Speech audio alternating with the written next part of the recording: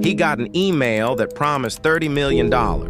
His life was about to change forever, but on September 2nd, 2023, everything began to fall apart. This is the story of Stephen Riley Jr. Stephen is a mechanic, living a quiet life in North Dakota. During the rare moments when his schedule wasn't demanding, Stephen wandered into his backyard, happily working with his hands in the open air. Stephen was at home one day when an email notification appeared. This wasn't one of the random emails he usually received. This email was about to change his life, so he opened it. The email was from a man claiming to be a lawyer based in London. At first, Stephen almost deleted it, but curiosity got hold of him. The message explained that a distant relative, someone from his father's side of the family, had passed away in Ireland. According to the email, this relative had no immediate heirs, and Stephen had been identified in the deceased's documents as the next of kin. Because of that, Stephen was entitled to an inheritance. According to the email, the amount was nearly $30 million. Stephen stared at the screen and read the number again and again. It didn't feel real. It felt like it was a mistake. He read the email again. Then he forwarded it to a friend with a simple message, asking if it looked real. He forwarded it to another friend as well, and they were convinced the message appeared legitimate and encouraged him to follow up. Stephen began replying to the lawyer, asking questions about how this happened, why he was chosen, and what the process would be. Each reply came back promptly. The lawyer sounded professional, calm, and patient. There were official-looking documents attached with names, dates, and legal explanations. Slowly, disbelief gave way to hope, and hope turned into excitement. Once Stephen allowed himself to believe it might be real, everything changed. He started talking about the inheritance like it was already on the way. He told friends how he'd finally buy a few acres of land. Nothing flashy, just something quiet and peaceful. He talked about paying off debts that had been hanging over him for years.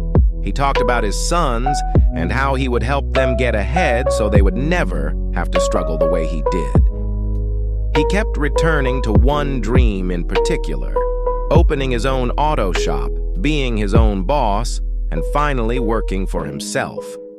For the first time in a long time, Stephen felt like the future wasn't closing in, but opening up. At home, there was someone else who was just as excited. Her name was Ina. Ina was Stephen's girlfriend, and they had been together for nearly 10 years. They lived together and shared bills.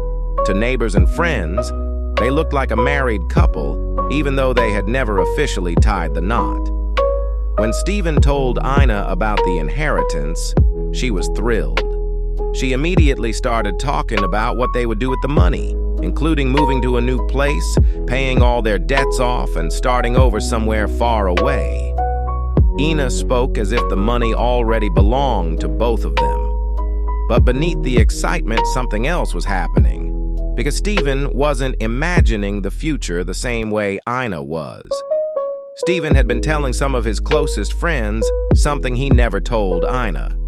Once the money came through, he planned to leave because the relationship was no longer romantic. 10 years was a long time, but he wanted a fresh start, and with $30 million, he could finally have one. Stephen assumed Ina didn't know, but secrets have a way of slipping out. At some point, word got back to Ina when someone close to her pulled her aside and told her that Stephen planned to leave once the inheritance arrived.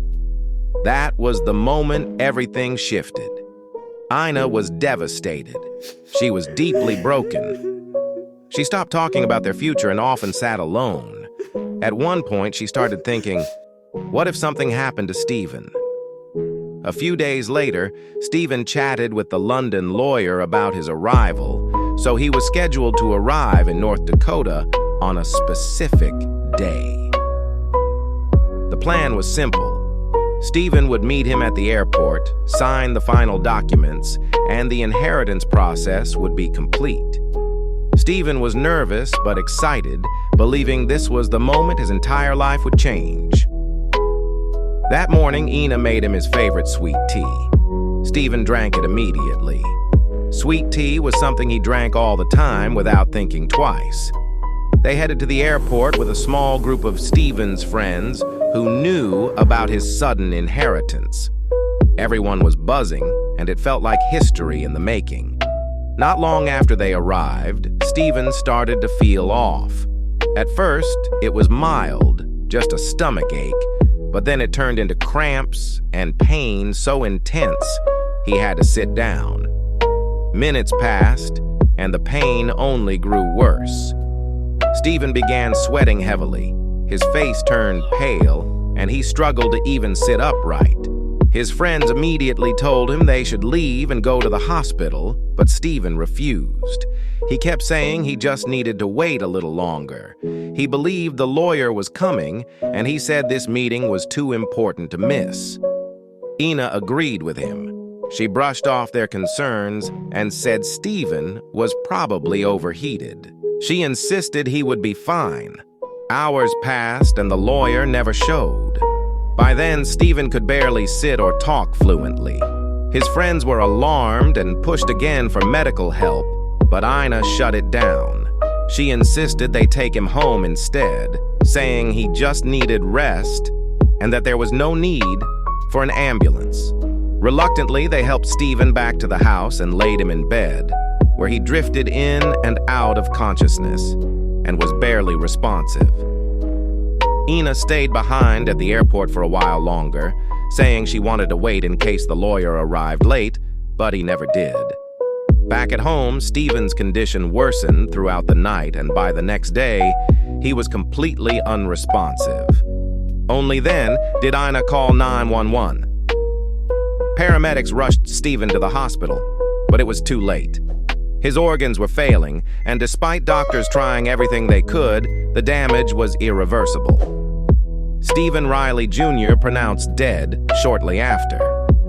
Ina's reaction to Stephen's death was dramatic, with overwhelming grief, loud sobbing, and visible shock.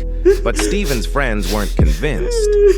They replayed the day over and over in their minds, focusing on how Ina had refused medical help, dismissed his pain, and insisted he didn't need a hospital. One friend went to the police and said outright that he believed she had poisoned him. Investigators ordered an autopsy, and the results were chilling. Stephen had ethylene glycol in his system, the main ingredient in antifreeze. Police searched the home, and what they found sealed the case. Antifreeze was discovered in a beer bottle and a coffee mug. There was no accident. This was deliberate. Ina was arrested and charged with murder. As the investigation continued, two shocking truths emerged that changed everything. First, the inheritance wasn't real. There was no relative in Ireland, no estate, no $30 million, and no lawyer flying in from London. Stephen and Ina had fallen for an elaborate email scam. Second, Ina's belief that she would inherit Stephen's money, even if it had been real, she was wrong. North Dakota does not recognize common law marriage, and even after 10 years together, she was not legally entitled to anything. The motive that drove everything was built on lies and misunderstandings. Eventually, Ina admitted what she had done. She pleaded guilty to poisoning Stephen, believing she would benefit financially from his death, and she was sentenced to 25 years in prison. Stephen died believing he was on the verge of a new life, but instead he lost everything because of misinformation and a scam that turned deadly. There was never any money, just a tragic ending that didn't need to happen at all. If you enjoy this story, like and subscribe. And remember, not every promise of sudden wealth is a blessing. Sometimes it's a scam that destroys everything.